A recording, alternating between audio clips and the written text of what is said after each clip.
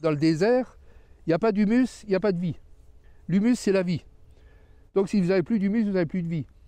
Les agriculteurs de ma génération même, hein, c'était des arracheurs d'arbres. Aujourd'hui, on entend souvent, mais vous n'arriverez jamais à faire des arbres de qualité dans un champ. Moi, je reste optimiste, je pense que oui.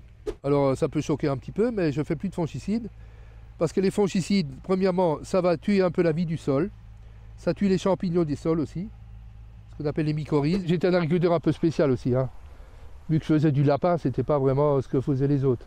C'est l'INRA qui fait les trichogrammes, donc c'est des insectes, des petits insectes qui sont des parasites de la pyrale du maïs.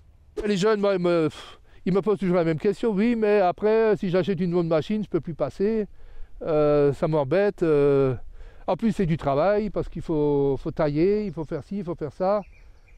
Bon, voilà. Moi, j'ai dit, en leur répondant, j'ai dit, moi, j'ai acheté une chaise longue pour me mettre ici en été, pour me mettre à l'abri des arbres.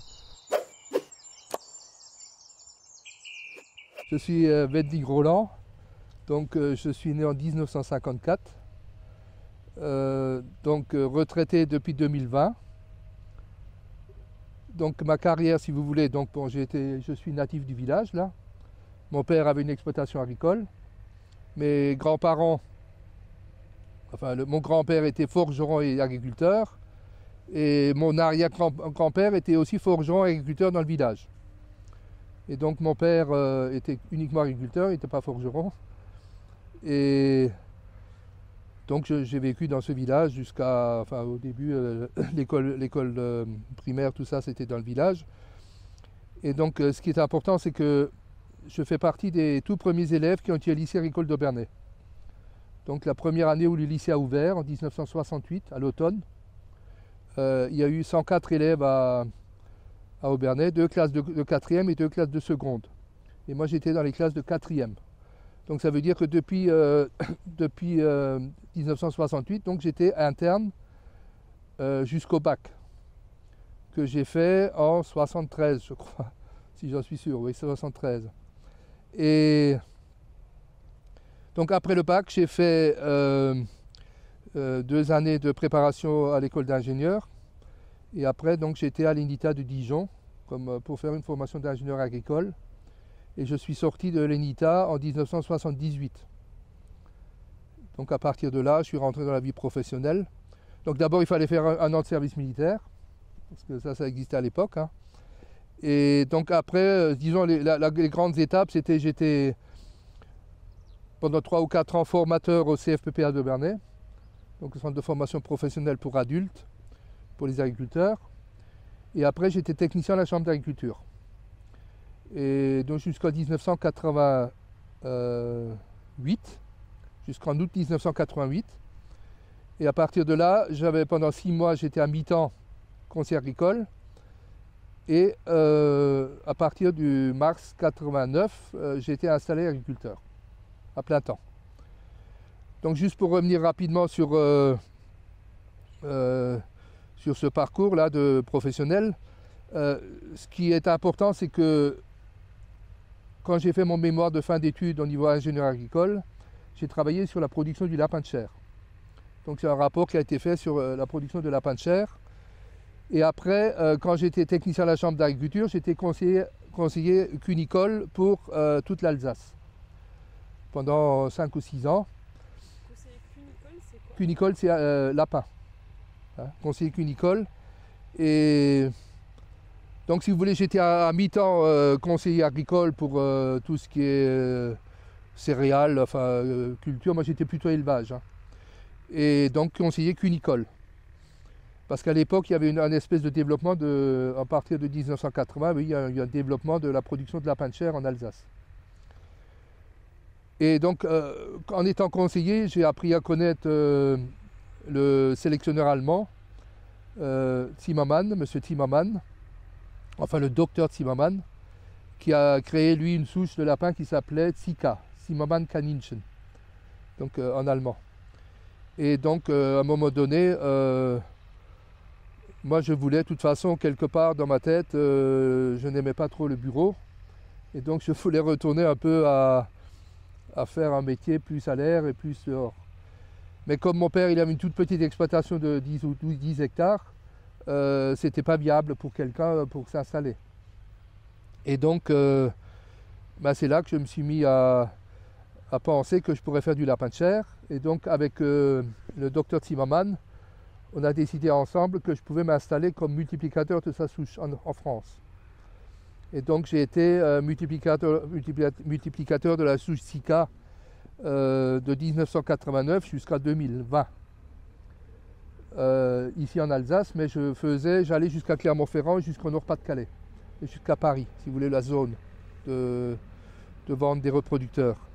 Alors c'est une activité qui marchait très bien au début, donc à partir de 89, mais qui a eu un problème à partir de 96-97, puisqu'il y a eu une nouvelle maladie dans le lapin qui a fait que les éleveurs ils étaient méfiants parce qu'on disait qu'il y avait un virus dans le lapin, parce qu'il y avait beaucoup de mortalité. Et les gens ils pensaient que le fait d'acheter des reproducteurs, ils achetaient le virus. Enfin, si vous voulez. Donc ce qui a fait que le marché s'est effondré. Mais j'avais déjà un peu anticipé parce qu'en 96, j'avais fait un deuxième bâtiment pour faire du lapin de chair moi-même. Et en 98 plutôt, je me suis associé avec mon cousin qui est un village à côté là. Et on a encore fait du lapin de chair encore en plus. Donc à un moment donné, on avait à peu près 1000 femelles en lapin de chair, plus moi une petite activité de reproducteur pour mes clients fidèles. Bon, je vais arrêter là-dessus pour le lapin, mais c'était mon activité principale. Juste encore peut-être dire que j'étais le premier à inséminer en France les lapins, puisque c'est une technique qui venait d'Allemagne. Et puis donc nous, on a fait de l'insémination artificielle à partir de 87, quand j'étais encore technicien, alors que par ailleurs en France, ils ont commencé en 92. Donc on avait 5 années d'avance par rapport à cette technique. Bon, après donc, mon père était encore agriculteur dans le village, et il a pris sa retraite en 1990. Donc, et à ce moment-là, moi j'ai repris les terres. Donc les 10 hectares de terre, je les ai repris. Parce qu'au départ, j'avais juste 40 arts de terrain et 2 bâtiments. Donc j'avais pas une exploitation avec des terres, si vous étiez une production hors sol. Et donc j'ai repris les terres, par exemple cette parcelle et d'autres parcelles, là, les 10 hectares, et que j'ai maintenu jusqu'à maintenant. En sachant que j'ai pris la retraite en 2020, et c'est un de mes fils qui a repris l'exploitation. Les terres, puisque la production de lapin était arrêtée. Voilà. Donc il n'y avait pas d'avenir là-dedans, donc il fallait arrêter. Et donc comme les terres elles sont en propriété, sauf 40 arbres, enfin quasiment tout est en propriété, moi je tenais à ce que l'exploitation reste dans la famille si possible, parce que je ne sais pas si vous savez, mais si vous mettez votre exploitation en fermage ou alors vous la vendez, il y a 2 solutions, soit faire ça donner en location, soit la vendre. Mais vous ne pouvez plus jamais reprendre vos terres, pratiquement. Même avec le statut du fermage, c'est très très difficile de reprendre des terres, parce qu'il faut avoir le statut d'agriculteur à plein temps. Enfin, il y a plein de conditions qui font que c'est quasiment impossible. Et comme l'exploitation, elle devait déjà s'arrêter en 1988-89, puisqu'a priori, quand mon père prenait la retraite, il n'y avait pas de successeur, et que moi j'avais encore une fois la ramener 30 ans après, je tenais à ce qu'éventuellement ça puisse continuer un petit peu encore. Parce que, bon, l'avenir, je ne le connais pas, mais mes enfants, mes petits-enfants, peut-être, vont peut-être être contents un jour d'avoir 10 hectares. On ne sait pas, s'ils n'en veulent pas, ils peuvent toujours le vendre, ou le donner, ou le louer. Et donc c'est une des raisons aussi pourquoi j'ai voulu faire de l'agroforesterie, puisque c'est une production à long terme. Et cette production-là, ça nous amène, je dirais, on est en train de faire un capital, mais ce capital, il va être monnayable, si on veut, dans 30-40 ans, d'ici 2050-2060. Donc ce ne sera certainement pas moi qui va les couper ou les vendre. C'est déjà mon fils et peut-être même mon petit-fils ou ma petite-fille. Hein. Voilà. Donc, alors je ne sais pas si vous voulez savoir pourquoi je fais de l'agroforesterie. Donc déjà peut-être définir rapidement l'agroforesterie. L'agroforesterie, c'est l'association sur une même parcelle d'une culture, d'une production agricole. Ça peut être une culture, ça peut être de l'élevage, hein, et des arbres ou des arbustes sur la même parcelle. Alors il se trouve que comme j'étais déjà, que j'avais un peu de forêt et que j'étais dans la fameuse association Vosges du Nord, j'avais assisté à quelques réunions qui parlaient d'agroforesterie au début des années 2000. Et à chaque fois, on me disait qu'à terme, quand on regarde la productivité d'une parcelle en agroforesterie, elle était toujours supérieure à une parcelle qui n'avait pas d'agroforesterie, qui n'avait pas d'arbres. Et comme je cherchais quelque part à optimiser ou à augmenter ma productivité de la parcelle, donc ça m'intéressait pour ce point de vue déjà. Est-ce que tu peux nous dire un peu quelle culture tu avais à l'époque? Oui, donc les cultures qu'on avait. Donc tant que mon père avait l'exploitation, lui il avait de la polyculture élevage. C'est-à-dire il avait 15 vaches, il avait à l'époque quelques lapins que je lui avais fait faire, mais il avait 15 vaches, il faisait des betteraves fourragères, il faisait de la luzerne, il faisait du blé, il faisait de l'orge, il faisait de l'avoine. Voilà à peu près les cultures, des céréales et des betteraves ou des choses pour les vaches. Et puis il y avait aussi de la prairie pour les foins. Et donc moi, en tant qu'éleveur de lapins, je n'avais plus besoin ni de betteraves, ni de foin, puisque les lapins, comme je les faisais, c'était nourri avec de l'aliment acheté, avec du granulé. Sauf que par la suite, j'étais l'un des rares aussi à mélanger mon orge dans le granulé du lapin, en faisant une formule spéciale. Mais bon, ça c'est un peu anecdotique. Donc à partir du moment que moi j'avais l'exploitation, je faisais des céréales. Enfin, si on peut, donc je faisais blé, orge, maïs, blé, orge, maïs ou maïs, blé, orge. Hein, c'était à peu près l'assolement régulier. Mais je trouvais de toute façon que les rendements, si vous voulez, ne cessaient de stagner ou même de diminuer. Bon, alors on va me dire, il y a eu des années de sécheresse. Effectivement, il y a eu des années de sécheresse à partir de 2000 de toute façon. De 2012 en tout cas, quand on a planté les arbres, les premières années, tous les étés, c'était très sec. Même jusqu'à l'année dernière, à part cette année qui est vraiment exceptionnelle dans l'autre sens. Et donc, j'avais fait blé-orge, maïs blé-orge. Et après, on a introduit du tournesol. Pourquoi le tournesol? Parce que mon fils, celui-là qui a repris l'exploitation, il est aussi apiculteur amateur. Et donc, il a des abeilles. Et donc, il voulait qu'on fasse du tournesol, pour éventuellement faire du miel de tournesol. Donc, on a fait ça. Je pourrais dire que pour le moment, on n'a pas récolté beaucoup de miel de tournesol, mais enfin, en tout cas, on fait du tournesol. Alors, cette année aussi, on a du tournesol, mais avec la pluie qu'il y a eu et tout ça, donc le tournesol n'est toujours pas récolté et ça se présente pas bien. Franchement pas. Enfin bon, ça c'est l'agriculture, hein, vous ne pouvez pas savoir au début de l'année qu'est-ce qu'il fera au cours de l'année. Donc augmenter la productivité, c'est très important ça. Parce que, si vous voulez, je prends la génération de mes parents, qui étaient nés en 1930, qui ont fait de l'agriculture, je dirais, après-guerre. Pour eux, par exemple, ces parcelles ici, c'était des bonnes parcelles, d'après eux.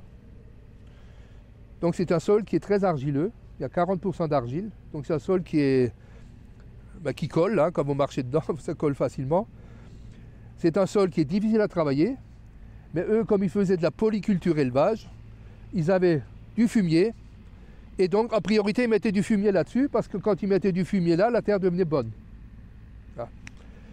Et donc du moment qu'on avait, donc mes collègues pareil, hein, tous ces collègues qui n'ont plus de vaches, et bien ces terres sont devenues, si vous demandez aujourd'hui à un agriculteur, un jeune agriculteur, vous lui dites, écoute, qu'est-ce que tu penses de terre là-haut?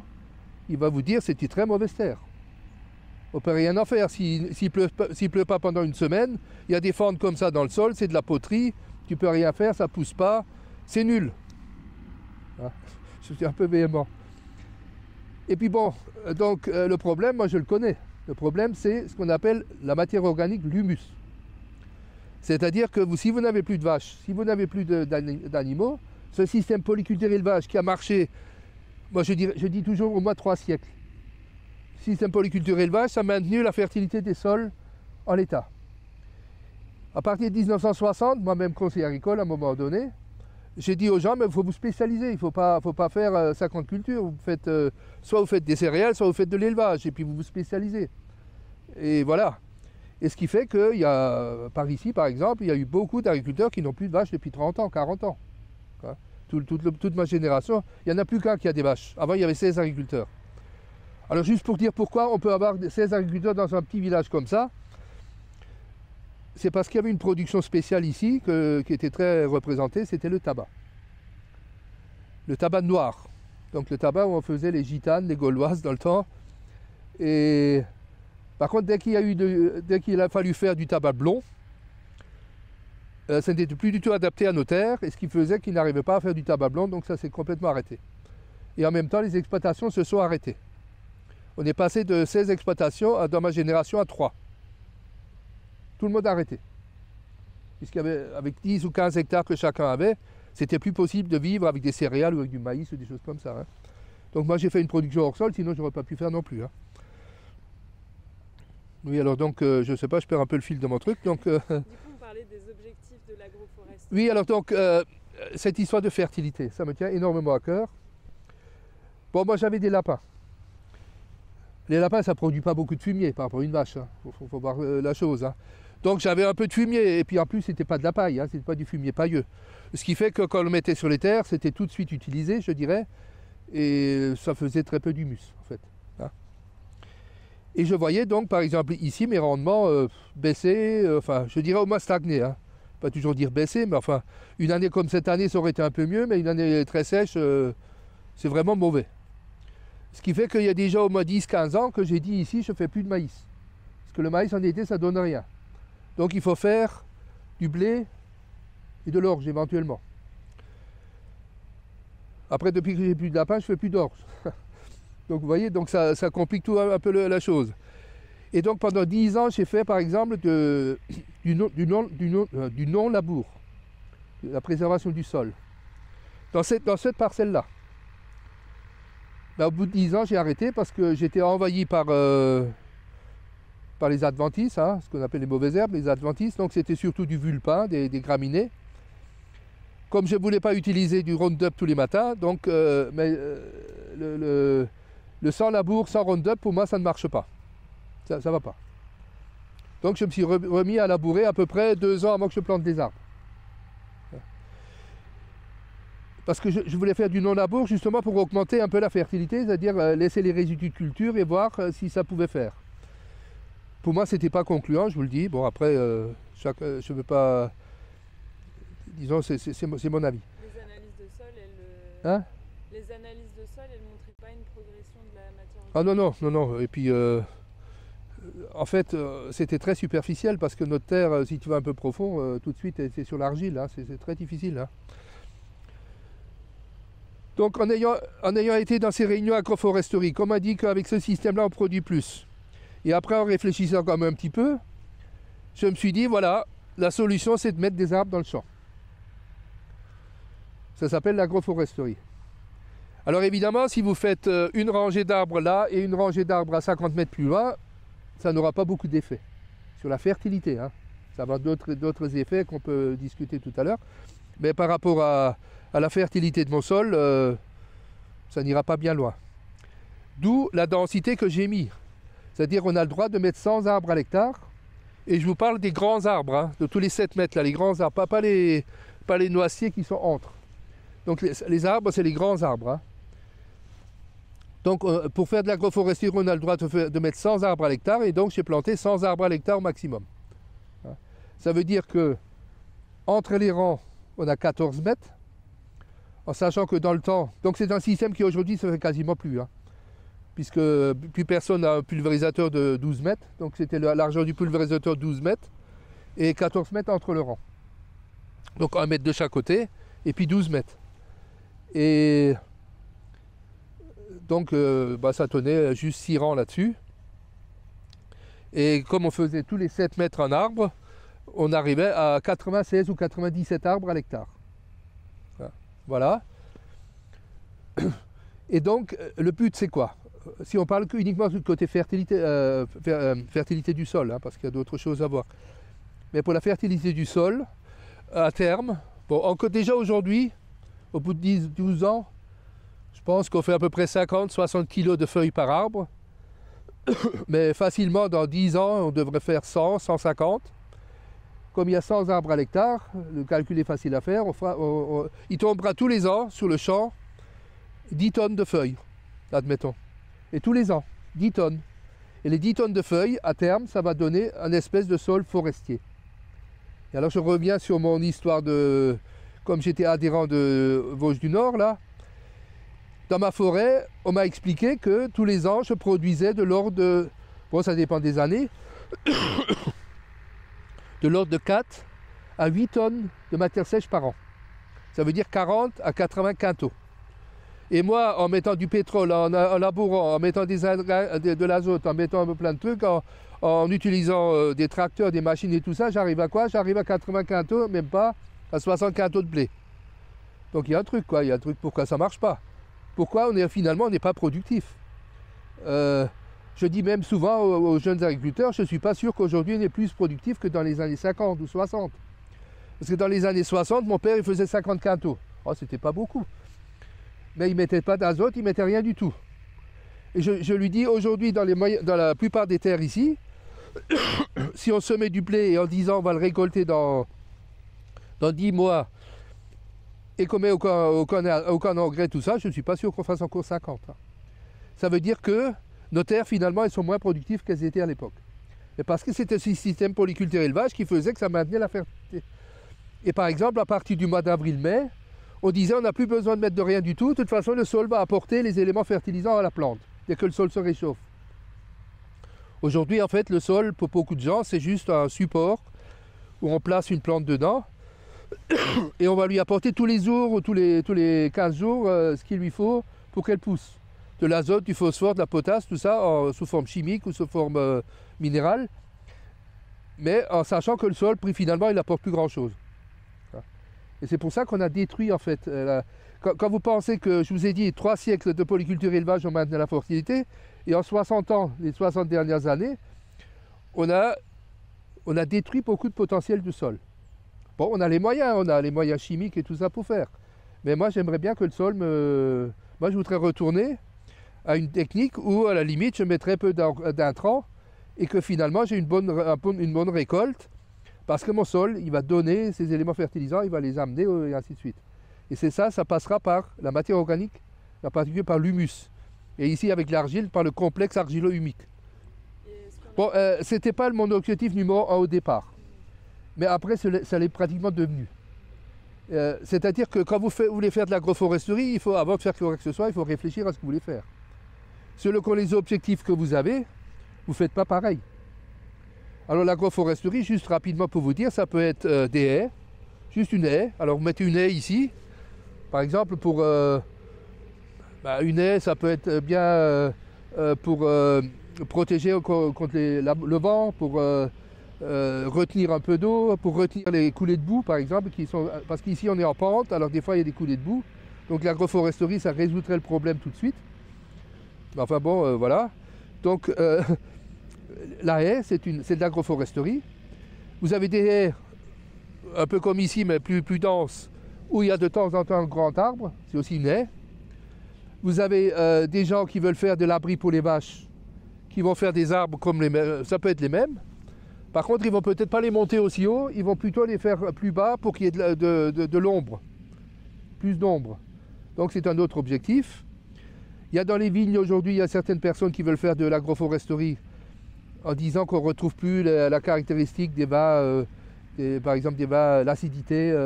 Enfin, moi je ne suis pas spécialiste là-dedans, mais c'est vrai qu'avec le réchauffement climatique, on a des vins qui sont de plus en plus alcoolisés, de plus en plus sucrés si on veut. Et donc on veut retrouver la typicité des anciens vins. Et donc ils plantent des arbres dans les champs de vignes. Il y en a qui font des arbres dans des prairies, c'est pour faire des arbres fourragers. C'est surtout dans le sud de la France.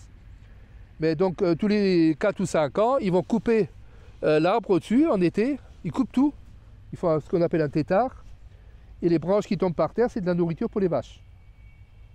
Quand le pré est sec, quand il n'y a plus rien à manger, et ben voilà, ils font de l'arbre fourragé. Et alors juste quelque chose que je voudrais aussi dire, c'est que par exemple les gens dans la vallée chez nous, de la vallée vosgienne un peu plus loin, qui en fait, eux, pour retrouver, quand quelqu'un s'installe, souvent ils se retrouvent devant des paysages assez fermés, où il y a des genêts, des buissons, des trucs qui ont poussé, il n'y a plus vraiment de la prairie. Alors le fait de défricher, d'enlever tout ça, et de retrouver à la fin quelque chose qui est un système agroforestier, puisqu'il fait une production animale, et il y a des arbres en même temps dans le champ. Donc il ne plante rien du tout, au contraire il en enlève. Vous voyez, donc ça peut être même, ça aussi c'est de l'agroforesterie pour moi. Portrait de ferme, webinaire, conférences, nous faisons le maximum pour mettre à votre disposition du savoir technique gratuit. Mais pour aller plus loin, vous pouvez aussi consulter nos formations finançables Vivea, où vous retrouverez tous nos experts. Pour en savoir plus, cliquez sur le lien en description. Bonne vidéo. C'est une fois que je l'avais planté que je me suis dit c'est vraiment ça le sujet. Mais au départ, donc je voulais augmenter la productivité. Bon, je l'ai dit tout à l'heure, j'ai dit bon, si je mets des arbres, finalement ça va produire plus. En sachant qu'une partie n'est pas monnayable. En fait, on fait un capital et par ailleurs on fait la culture, qu'on va rentrer l'argent tous les ans. Il y a un autre sujet qui me tenait beaucoup à cœur, c'était le réchauffement climatique. Et donc le fait de faire de l'agroforesterie, c'est aujourd'hui le moyen le plus sûr et le plus efficace pour stocker du carbone. Et pour faire à mon niveau, à mon petit niveau, de lutter un peu contre le réchauffement climatique. Et par ailleurs, le fait qu'il y ait des arbres, qu'il y ait de l'ombre, donc du coup il y a de l'ombre. On a fait des mesures par exemple ici, il y a 2 ans, où c'était la journée la plus chaude de l'année. On a comment dire, mesuré la température du sol au milieu du champ, donc on était à plus de 50 degrés, à midi, au niveau du sol. Et dans l'ombre des arbres, donc la petite couronne d'ombre là, dans l'ombre des arbres, on avait 20 degrés de moins. Bon, alors aujourd'hui vous allez me dire, ça ne sert à rien, ça ne change à rien, c'est même un inconvénient. Mais moi, je pense qu'un jour, ça va être peut-être le seul endroit où on pourra vraiment cultiver, parce que par ailleurs, il fera trop chaud, où il y aura des baisses de rendement, parce que par exemple, le maïs aussi, il ne fructifie pas, enfin, il ne féconde pas quand les températures sont trop élevées. Et que le fait que ce soit plus ombragé, qu'on crée un microclimat, parce que les arbres, ils font de l'évapotranspiration, bon, ça fait une humidité ambiante, et ça va faire un microclimat sur la parcelle. Et je pense que vraiment, ça va nous permettre de garder les rendements. Parce qu'il n'y a pas que la fertilité. Si les plantes elles brûlent parce qu'il fait trop chaud, ça ne va pas aller non plus. Donc c'est une qualité supérieure. Hein. Donc lutter contre le réchauffement climatique. Et donc ce qu'il y a, c'est que c'est du stockage, comment dire, à long terme. Ici, on a mis des arbres qui étaient... le but, c'est de faire du bois d'œuvre. Donc, ce n'est pas du bois de chauffage. Du bois d'œuvre, ça veut dire que on veut éventuellement ces arbres... Enfin, je vous parle du tronc. Hein, pas des branches. Les branches, de toute façon, ça va être du bois de chauffage, si vous voulez. Mais le tronc en lui-même, ça peut être transformé en meuble, en poutre, en tout ce que vous voulez. Et tant que cette poutre, elle sera poutre ou meuble, eh ben, tant qu'elle y sera, le carbone qui est fixé aujourd'hui, il sera fixé. Hein. Si vous prenez la cathédrale Notre-Dame de Paris qui a brûlé, le carbone qui s'est enfui là, c'est du carbone de, je ne sais plus que 18e siècle, qui a été mis à ce moment-là. Parce que, donc vous stockez au moment donné. Et tant que ce n'est pas brûlé, et tant que ce n'est pas pourri, ça reste stocké. Et dans les arbres, ce qui est intéressant, c'est que vous avez le stockage aérien, donc le tronc, ce qu'on voit en hiver, hein, les branches, en dehors des feuilles. Et il y a surtout aussi le système racinaire. Le système racinaire stocke aussi du carbone. Et même si vous coupez l'arbre, ça mettra à peu près une vingtaine d'années à se dégrader et à libérer le carbone.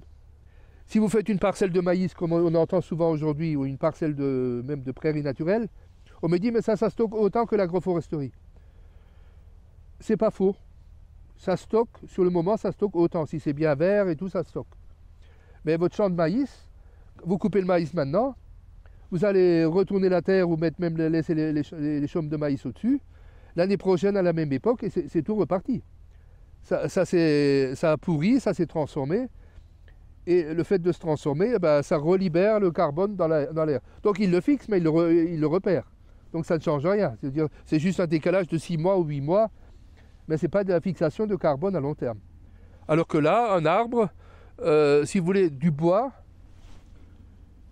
c'est quasiment le poids du bois, c'est 50% de carbone stocké, si vous prenez. Et donc tous les ans, on va stocker quand même une certaine quantité. Plus les arbres sont grands, plus ils vont stocker. Donc il y a le réchauffement climatique, il y a la fertilité, il y a je vous ai parlé un petit peu des coulées de boue. Ici, c'est pas très... Mais vers le bas, là-bas, il peut y avoir des coulées de boue. Donc le fait qu'il y ait des rangées d'arbres en travers, donc les coulées de boue, ça n'existera plus. Oui, alors donc dans des sols argileux, quand il y a un manque d'humus, vous avez un sol qui se ferme, qui devient... où l'eau ne pénètre pas vraiment, elle va rester, elle va couler au-dessus, parce que c'est des sols qui deviennent un peu comme béton, comme ça. Et dès qu'il fait sec, ça va se fendre, vous avez des fentes dans le sol. Ici, je me rappelle, il y a 2-3 ans, vous aviez des fentes, facilement 2 cm de fente, vous voyez, à ça de profondeur. Les sols, ça fait des blocs qui sont séparés l'un de l'autre. Je vous ai dit tout à l'heure que le fils qui a repris, il fait de l'apiculture. Donc ça a fait que ici, les essences qui ont été plantées, pour la moitié, c'est des essences qui sont favorables aux pollinisateurs. Donc on a planté 50%, c'est des noyers. Hein. Donc ça c'est un érable. Donc on a planté des érables, par exemple, ça c'est favorable aux abeilles au printemps, des érables. On a planté des poiriers sauvages. On a planté des cormiers. On a planté des cormiers, des acacias par la suite, parce qu'il y a quelques arbres qui n'avaient pas poussé. En fait, au départ, tout avait pratiquement poussé, il faut dire ce qui est. Ça avait bien repris. Le seul problème qu'il y a eu, c'est qu'on a eu une invasion de campagnols qui ont détruit quelques cormiers. Ça s'attaquait qu'aux cormiers, ça mangeait les racines, et donc l'arbre y dépérissait et il n'y a plus rien.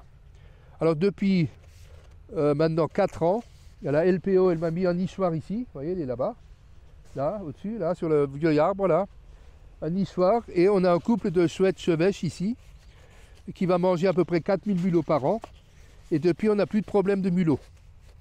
Hein.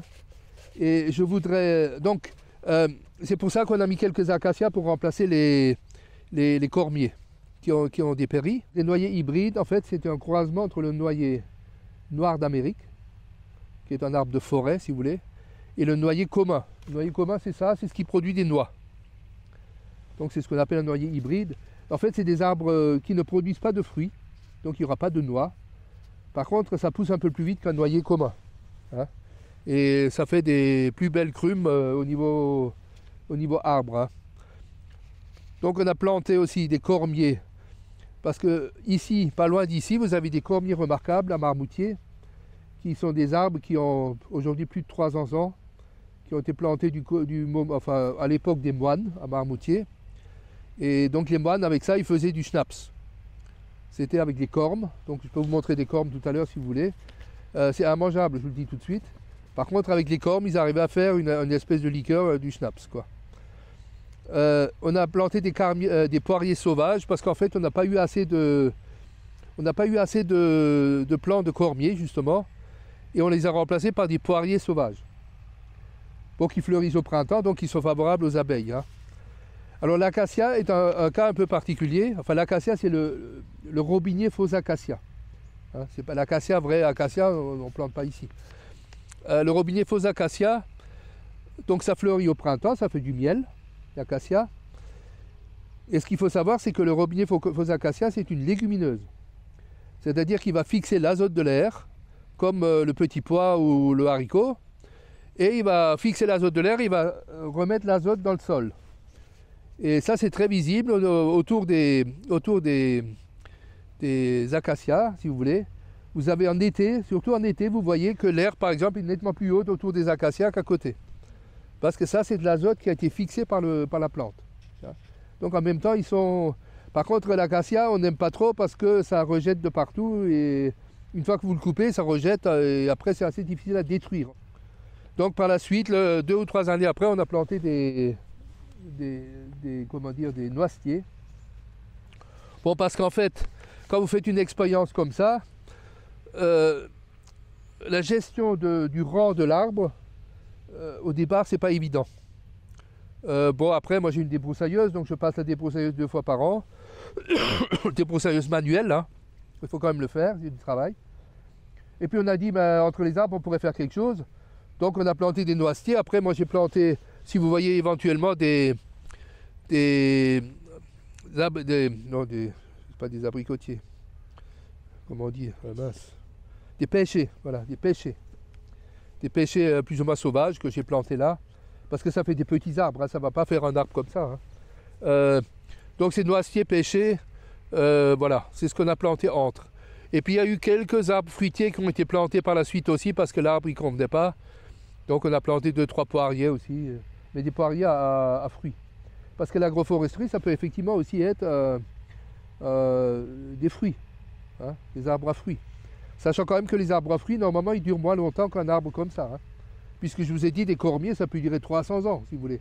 Bon, le but n'est pas de faire des cormiers de 300 ans, mais c'est au moins 50-60 ans pour avoir un tronc, je dirais, conséquent. Pour resituer, jusqu'à 2011, quand vous aviez un arbre sur le champ, vous aviez une déduction d'un art par arbre de prime PAC. Donc du fait, si j'avais mis 100 arbres à l'hectare en 2010 par exemple, eh ben, ma prime PAC elle sautait sur la parcelle. Donc j'avais dit au technicien qui est monsieur O, Claude, j'avais dit Claude, dès qu'on peut planter des arbres dans le champ sans qu'on nous enlève la prime, je plante immédiatement. Et donc fin 2011, ce texte a paru, et donc j'ai planté 3 mois après. Donc c'est pour ça que ça a été planté en 2012, et pas avant. Donc en 2012, nous avons planté, en fait, il y avait un champ de blé. Hein? Donc avant de planter, sur le rang, donc à l'emplacement de chaque arbre, donc déjà on a fait un labour relativement profond, et après, comme on avait l'opportunité d'avoir une pelleteuse, avec une pelle spéciale, on a fait un trou à peu près d'1 mètre cube au fond de chaque l'emplacement de l'arbre, pour remuer le sol, pour faire du sol. Hein. Donc ça a été fait.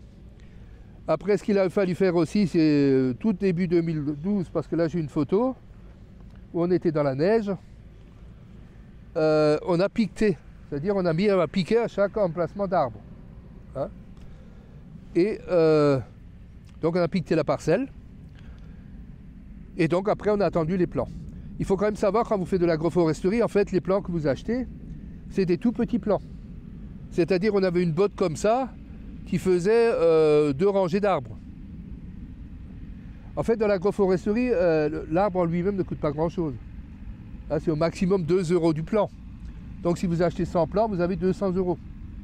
En fait, ce qui coûte de l'argent dans l'agroforesterie, c'est un peu les travaux préparatoires, mais c'est surtout la protection des arbres. Donc par la suite, il fallait les protéger, parce qu'ici, par exemple, vous avez des chevreuils qui sont très friands de petits arbres comme ça. Donc on a mis sur chaque arbre une protection, une espèce de filet en polyuréthane qu'on a mis autour, et donc pour protéger vraiment l'arbre. Hein. Donc ça c'est très important. Donc on n'avait pas protégé en dessous de terre, puisqu'on ne pensait pas que les mulots allaient nous attaquer les arbres par le dessous, mais au-dessus c'était protégé, aussi bien même des lièvres. Hein. Et donc après en fait, on n'a pas fait grand chose d'autre à part donc sélectionner les nombres d'arbres qu'on voulait, les nombres d'essences et les différentes essences et tout ça. Normalement, on va vous dire dans la théorie qu'il vaudrait mieux faire une orientation nord-sud. Bon, alors nord-sud, vous voyez, l'est est là, l'ouest est là, le sud il est là et le nord il est derrière moi. Donc il aurait fallu planter comme ça, plus ou moins, un peu en biais. Bon. Vous voyez la parcelle comme elle est configurée, c'était absolument impossible à faire. On ne pouvait pas planter dans ce sens parce qu'on ne pouvait plus travailler, on n'avait pas de chemin pour accès. Et donc on a planté dans le sens de la parcelle. Hein. Parce que c'est vrai, si on avait eu la parcelle jusque là-bas, l'autre bout là-bas, on aurait pu planter dans ce sens. Mais bon, comme c'était pas comme ça, donc on a planté dans ce sens. Donc l'orientation ici c'est plutôt est-ouest. En sachant que les vents dominants c'est sud-ouest, c'est plutôt comme ça. Hein. Le nord-est c'est là, ah non, le nord-est c'est là plutôt, excusez-moi, le nord-est c'est là. Donc vous voyez, ça c'est l'hiver si vous voulez. Enfin bon, l'hiver est plus tellement froid, hein, c'est pas un problème. Hein. Donc ce que je voulais vous dire aussi, c'est que donc on a mélangé les essences. On n'a pas mis que des noyers, que des cormiers et ainsi de suite. Donc on a mis noyers, cormiers, ainsi de suite, hein, pour faire un espèce de mélange. Hein. Donc au départ, mon investissement c'était de l'ordre de 1 500 €. Hein. Si on compte la pelleteuse, c'est peut-être 2000. Hein. Ça veut dire que pour le but que j'en recherchais, c'était quand même un investissement assez faible. Hein, comme vous voyez un peu, si vous voulez faire de l'agrovoltaïsme ou je ne sais pas quoi, vous avez des millions d'euros à investir. Ici, c'était 2000 euros. Et après, comme j'étais l'un des premiers à faire ça, il y a eu à l'époque une petite subvention FEDER pour les implantations en plein champ.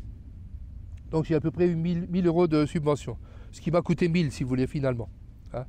Bon, je ne compte pas le travail puisqu'on a planté nous-mêmes, hein, avec mes enfants. La protection qui coûtait à peu près 1,50 € du pied. Hein. C'est ça qui coûtait cher. Et après, je voulais encore vous dire quelque chose par rapport à ces protections. C'est qu'en fait, ces protections sont restées là pendant 7, 8, 9, 10 années. Le problème qu'il y a eu, c'est que finalement, ces protections se sont délitées avec le soleil et tout ça. Et pour moi, ça faisait une vraie pollution. À tel point qu'un jour, j'ai décidé de tout enlever.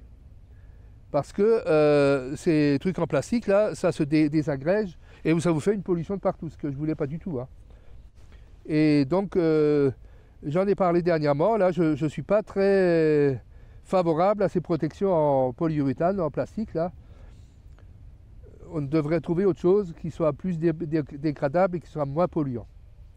Alors les gens, par exemple, qui font des vaches, ils vont mettre des protections en ferraille autour, qui sont encore beaucoup plus chères, hein, par rapport à ce que nous on a fait. Hein. Mais on n'a pas eu beaucoup de dégâts de gibier, franchement non. C'était pas ça le problème. Je crois qu'il y avait 4 arbres de perdus. Et dans les 2-3 années qui ont suivi, il y a eu 2-3 cormiers, enfin peut-être 4 cormiers qui ont été perdus. Mais ça c'était à cause des rongeurs, à cause des mulots, hein, qui étaient sur le rang là. Ils se plaisaient là bien sur le rang. Le principal travail que vous avez en agroforesterie, une fois que c'est planté, bon il faut les planter, hein, donc on a mis, je sais pas, 2 journées à planter ça. Mais une fois que c'est planté, la principale question c'est la taille. La taille des arbres. On a mis comme dans le champ à côté, c'est-à-dire que moi quand je mets de l'engrais sur mon champ, il en tombe un peu ici, c'est pareil, on n'a rien fait de spécial. Alors donc il fallait pailler.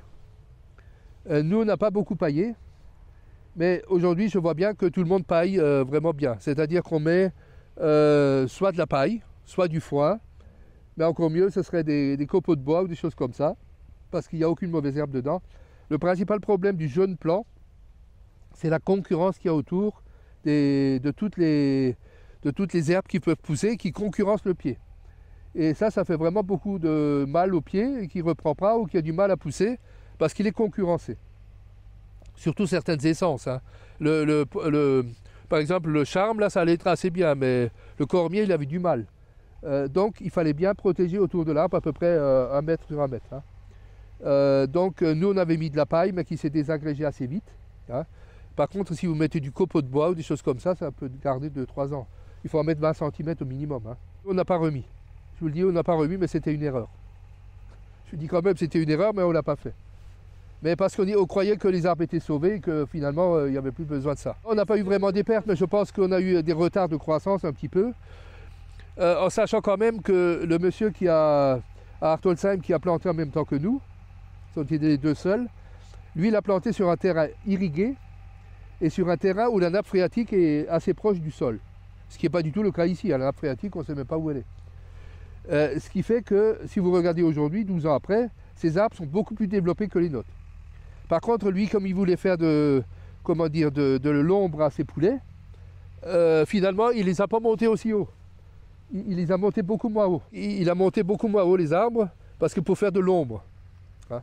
Alors chez lui, ils ont fait certaines études cette année, pour voir ce que ça donnait le long des arbres, et ainsi de suite. Donc le paillage, ça a été fait, oui, le paillage et la protection. Mais après la première année, il n'y a rien à faire, hein. Il faut d'abord voir si ça pousse. À partir de la 2e année, on commençait déjà un petit peu à tailler. C'est-à-dire que si vous mettez un arbre comme ça en plein champ, n'importe quel arbre d'ailleurs, l'arbre il aurait tendance à faire des branches tout de suite. Puisque il a de l'air autour et tout ça, il n'a pas tendance à monter très haut. Il monte très haut en forêt parce qu'il est serré, parce qu'il n'a pas de lumière, alors il monte. Mais si vous le laissez en plein champ, l'arbre il va faire des branches tout au bas et ainsi de suite. Et donc il y a une technique de taille à faire tous les ans. Et là je suis vraiment surpris, moi au départ je n'y croyais pas trop, mais ça a vraiment bien marché. C'est-à-dire qu'on part du haut de l'arbre, on favorise la pointe, on enlève les concurrents autour et on enlève à peu près un tiers du feuillage tous les ans. Parce qu'au début, on taillait toujours en juillet-août. Aujourd'hui, c'est interdit de tailler en juillet à cause des nouvelles réglementations. Donc, on peut tailler à partir du mois d'août-septembre. Bon, les 2 dernières années, moi, j'ai un peu retaillé, mais plutôt en hiver.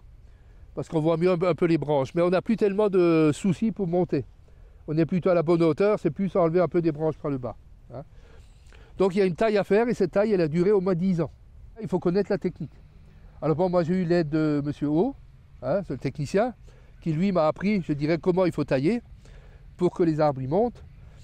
Et finalement, d'après ce que je vois, tous ceux qui mettent des arbres dans les champs, ils prennent le technicien au début pour comprendre comment il faut faire.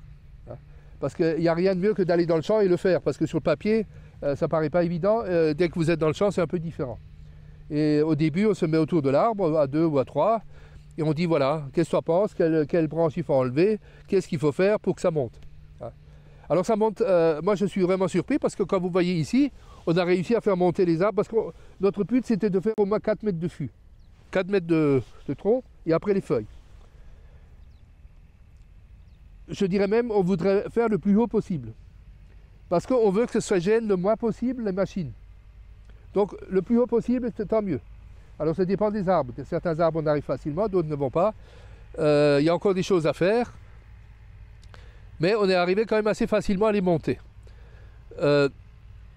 Mais il faut absolument tailler tous les ans. Sinon, vous n'y arriverez pas. Et quand les branches sont trop grosses, vous allez faire des plaies qui sont trop grosses, si on veut. Et vous aurez un tronc qui n'est pas beau, quoi. Enfin, quelque chose qui n'est pas de qualité. Donc la taille, c'est le principal sujet de tous les ans. Et puis, nettoyer sur le rang. On prenait une bonne matinée pour faire la taille, à 2. Mais aujourd'hui, bon, j'ai une nacelle, mais il faut être à 2 parce que je n'ai pas le tracteur exactement pour. Donc on est à 2 ou à 3. Il faut toujours une matinée parce qu'il y a des plus grosses choses à faire. Et puis après, sur le rang, il faut quand même une journée pour faire ça. D'ailleurs, c'est un des critères que les agriculteurs ils disaient. En plus, tu as du travail avec ça. Oui, on a du travail parce que tu ne peux pas passer avec une machine ou un tracteur. Bon, éventuellement avec des machines qu'ils utilisent dans les vignes, on pourrait travailler. Mais enfin, quand on a un hectare comme ça, on ne peut pas acheter des machines pour des centaines de milliers d'euros pour faire un petit peu sur le rang. Donc voilà, c'est la taille qui est le principal problème. Donc il y a le travail de taille, il y a le travail de maintenir la végétation sur le rang, et puis il y a surtout aussi un travail à faire le long du rang. Parce que ce qu'on veut, c'est que nos arbres ne concurrencent pas la culture, ou le moins possible. Et donc, ce qu'on veut, c'est que le système racinaire de l'arbre soit le plus profond possible, pour que ma culture au-dessus ne soit pas impactée par les racines de l'arbre. Et donc, on passe à côté, là, à 1 mètre on passe avec des dents pour arracher en fait les racines superficielles, pour qu'ils soient obligés de descendre. Alors moi, je trouve que le fait qu'il y ait eu de la sécheresse, ça va favoriser le fait que les arbres soient descendus plus profond. Mais sans la sécheresse, il faut absolument passer à côté pour arracher les racines superficielles. Sinon, vous allez effectivement concurrencer beaucoup votre culture. Et ce n'est pas le but recherché. Une fois par an. Une fois par an. Mais il faut passer. Il faut vraiment travailler le long du rang. Il ne faut pas laisser. Parce que ça, les arbres, ils sont paresseux. Ils ont tendance à faire des racines au-dessus. Bon, le poirier, c'est le noyer, excusez-moi, le noyer, même le poirier aussi, c'est des arbres qui ont plutôt des pivots, c'est-à-dire des racines qui vont vers le bas. Mais vous avez des arbres qui ont des racines plus superficielles qu'il faut un peu travailler pour qu'ils aillent vers le bas. Alors moi, pour le moment, je dis ça parce que j'ai vu dans l'étude à Hartoldsheim qu'ils ont vu quand même des différences, mais pour le moment, moi, j'ai vu aucune différence par rapport à ici et au milieu du champ. En sachant quand même qu'on a beaucoup taillé et que nos couronnes sont encore assez petites, c'est-à-dire qu'il n'y a pas d'impact sur la culture pour le moment. Je ne sais pas si, par la suite, de toute façon. Je vous ai dit tout à l'heure, moi, comme je savais que mes enfants n'allaient pas être agriculteurs à plein temps, j'ai déjà mis en place une culture pour eux. Donc une est en place, ça s'appelle les arbres. Et ces arbres, s'ils ne font rien, je dirais, ils vont prendre un peu le dessus avec le système qu'on a fait ici. À 12 mètres entre les rangs ou à 14 mètres, si les arbres ils ont 50 ans, ils vont en faire pas mal de... Il y aura de l'ombre, si on veut. Bon, mais après, on peut faire beaucoup de choses. Hein. Moi, j'ai serré les arbres pour aller le plus rapidement possible vers un système plus forestier, pour avoir une bonne fertilité. Ça n'empêche que dans 30 ans, on puisse enlever un rang sur 2, si on veut. L'autre solution, s'il faut absolument de la lumière, c'est de faire de l'émaudage, c'est-à-dire qu'on va couper des branches à une certaine longueur, on va couper pour refaire de la lumière. Ça ne va pas tuer l'arbre. Donc il y a différentes solutions si on veut retrouver de la lumière. Bon, après, moi je ne sais pas ce qu'ils vont faire dans 30 ans ou dans 40 ans. Peut-être qu'un jour ils vont faire du maraîchage ici, on ne sait pas. Parce que ça marcherait tellement bien que l'agroforesterie était tellement concluante que c'est ici que ça poussera le mieux. Ou alors c'est justement l'inverse. Hein. Mais ça, c'est... L'avenir le dira, sauf que moi, je serai peut-être pas là pour tout voir. Mais enfin bon, voilà. C'est comme ça. C'est un pari. En tout cas, le capital arbre, il sera là. Il y aura un capital. S'il coupe les arbres dans 30 ans, je dirais, il y aura certainement des beaux spécimens. Parce que quand on voit quand même qu'on a planté des petits plants comme ça, 12 ans après on a ça, on peut penser que maintenant qu'ils sont bien enracinés et tout ça, on peut penser que dans 30 ans on aura des beaux arbres. Déjà. Alors bon, ça c'est la grande question. Il aurait fallu arroser un petit peu au moins les premières années. Quand l'arbre n'est pas bien implanté, il aurait fallu... Par contre, c'est pas toujours possible. C'est-à-dire si vous mettez ici du blé, vous le récoltez au mois de juillet, c'est bon, vous pouvez passer à côté, parce que moi, bon, je arrose avec une tonne à lisier, hein. J'amène de l'eau. Avec une tonne à lisier, je peux mettre de l'eau. En juillet, quand le blé est enlevé. Mais si je mets du maïs, je ne peux pas passer avant octobre. Donc ça ne va pas. Par contre, les techniciens ils disent plutôt que c'est bien de faire du maïs au début, parce que les maïs, ça fait beaucoup d'ombre, et ça incite les arbres à monter très rapidement, pour trouver de la lumière. Donc il faut les mettre à l'ombre, et comme ça, ils cherchent la lumière. Bon, nous, on n'a pas vraiment fait ça. Je pense que ce n'est pas vraiment un problème, mais je pense qu'effectivement, le maïs peut être intéressant. La première année, on a planté dans du blé. Le blé était déjà en place. Donc la première fois qu'on a moissonné, on voyait juste les piquets. On ne voyait pas les arbres. La deuxième année, on a dû mettre de l'orge, je ne sais plus quoi, enfin en gros une céréale. Et les arbres étaient passés à peine. Hein. Là, par exemple, vous voyez une moissonneuse dans le champ. Vous voyez, quand on a moissonné, les arbres, ils étaient tout petits. Hein. Ah, okay. Et vous voyez, donc au début, c'est tout petit. Hein. Ça se voit à peine. Et donc, après, c'est cette fameuse taille qui fait que nos arbres, ils montent. On arrive à avoir des beaux arbres. Alors bon, aujourd'hui, on entend souvent, oui, mais vous n'arriverez jamais à faire des arbres de qualité dans un champ. Moi, je reste optimiste, je pense que oui. Ils disent que c'est qu'en forêt qu'on arrive à faire des beaux arbres, j'en suis pas sûr. Je pense que la taille est vraiment d'une importance capitale. On a un agriculteur qui est intéressé par de la luzerne. Et donc, en fait, il l'achète sur pied. On ne lui a pas loué la parcelle, il achète sa luzerne sur pied. Il nous paye la luzerne, si vous voulez. Et moi, je l'implante et tout ça. Donc, sur cette parcelle, si vous voulez, les 5 dernières années, il y a eu 3 années de luzerne. L'année dernière, il y a eu du blé, en 2023-24. 24-25, il y aura encore du blé. Parce que le premier blé, malheureusement, l'année dernière, quand on a semé, c'était à peu près à cette époque-ci. Il pleuvait déjà énormément. Et on n'a pas vraiment réussi à bien... parce qu'on n'avait pas fait un travail avant, on n'a pas bien réussi à tuer le blé, si on veut, à enlever la culture de... pas le blé, à tuer la luzerne, à enlever la luzerne. Et ce qui a fait qu'on a eu beaucoup de luzerne dans le blé, en fait, cette année. C'était même un peu limite. Et j'ai dit, on va refaire un deuxième blé. Et normalement, l'année prochaine, on mettra du tournesol. Et après le tournesol, du blé. Et éventuellement, nouveau 3 ans de luzerne. Voilà. Ça va tourner. On ne va pas laisser tout le temps la même chose.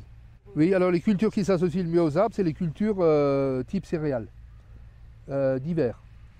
C'est-à-dire le blé, l'orge, l'avoine éventuellement. On ne fait pas d'avoine. C'est-à-dire qu'à ce moment-là, vous semez à peu près maintenant. Vous voyez les arbres, ils ont encore des feuilles, mais ils vont, je dirais dans le mois qui vient, ça va tomber. Vous allez semer du blé, les feuilles vont tomber sur le blé tout petit. Le blé, après les feuilles vont se dégrader, de toute façon les vers de terre, tout ça, ça va travailler. Le blé, il va monter au printemps et au 15 mai, le blé, il va être quasiment en épi ou alors il va rentrer en épi. Donc pendant toute cette période, il n'y aura pas de feuilles aux arbres. Parce que surtout les noyers, ils sont assez tardifs au niveau des bourrements des feuilles. Et donc en fait, quand le blé il va commencer à mûrir, c'est-à-dire que la végétation va baisser, c'est les arbres qui vont prendre le relais. Et eux, ils vont pousser jusqu'au 1er novembre. Et au 1er novembre, vous pouvez remettre du blé. Ça veut dire que toute l'année, vous avez une culture qui est active. Et c'est ce qui explique en grande partie l'augmentation de la productivité de la parcelle par rapport à une parcelle nue pendant la moitié de l'année. Donc pendant qu'il n'y a pas de blé, et les arbres ils poussent. Moi je faisais toujours des couverts. On fait, après le blé, normalement on fait de la moutarde ou de la facélie, ça dépend un peu des dates de possibilité. Il faut semer la facélie avant le 1er août, sinon elle ne fleurit pas. Par contre la moutarde, ça fleurit plus rapidement. Bon, tout ça, c'est pour en fait faire quelque chose de favorable aux abeilles. Parce que moi, je veux qu'elles fleurissent. Et donc, on va mettre les ruches dedans éventuellement à l'automne. Bon, là, on a mis du sol nu parce qu'on va refaire du blé qu'on va semer dans les 15 jours. Donc, on ne peut pas mettre... Donc, la moutarde, c'est très intéressant pour les abeilles à l'automne. Bon, sauf cette année où il pleut tout le temps, c'est pas très favorable. Et... Le seul problème de cette technique, c'est que vous avez les mauvaises herbes qui se développent un peu plus, qu'on n'arrive pas à traiter pendant l'été, si on veut, et ce qui fait qu'il faut quand même faire attention de ne pas avoir des parcelles trop sales. C'est du blé conventionnel, hein. Par contre, j'essaye déjà aujourd'hui de faire du blé avec moins d'intrants, avec moins d'azote. Par exemple, les fongicides, normalement, j'en fais plus. Alors, ça peut choquer un petit peu, mais je ne fais plus de fongicides. Parce que les fongicides, premièrement, ça va tuer un peu la vie du sol. Ça tue les champignons des sols aussi. Ce qu'on appelle les mycorhizes et tout ça. Et ce que je voulais vous dire, c'est qu'à l'ombre d'un arbre, il n'y a jamais de maladie. Le blé ne devient pas malade une fois que les arbres le couvrent. Donc c'est une protection, si vous voulez. Donc c'est l'intérêt aussi de l'arbre. Louisiane, vous ne pouvez pas voir, et puis les arbres sont assez petits. Donc je ne vais pas vous dire que c'est sûr. Mais enfin, par exemple, cette année, on a fait du blé, pourtant une année extrêmement humide.